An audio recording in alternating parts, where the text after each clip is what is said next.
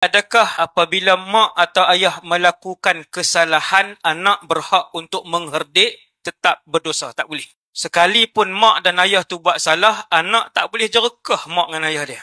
Cuma Allah pesan, sekiranya ada arahan daripada mak dengan ayah yang bertentangan dengan syarak, maka yang tu tak perlu kita taat kepada arahan tersebut. Dah pukul 1:30, satu suku dah, mak kata tak payah solat Jumaat. Maka ketika itu tetap wajib bercakap dengan baik kepada mak kita.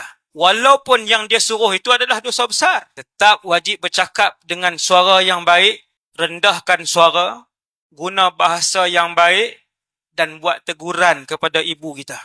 Itulah mak dengan ayah kita. Ada orang Allah uji dapat mak dengan ayah tak elok.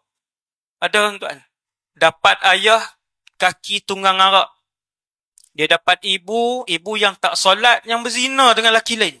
Ni yang mai tanya soalan kadang dengan saya, tuan. Dia kata, saya nak buat macam mana dengan mak dengan ayah saya? Macam mana saya nak sayang mak dengan ayah macam ni? Dia kata, Ustaz. Saya kata, tetap wajib berbakti kepada mereka. Tapi, macam yang saya sebut tadi, la ta'ata li makhluqin fi ma'siyatil khaliq. Tak perlu mentaati ibu dan ayah sekiranya mereka mengeluarkan arahan yang melanggar arahan Allah Subhanahu Wa Taala.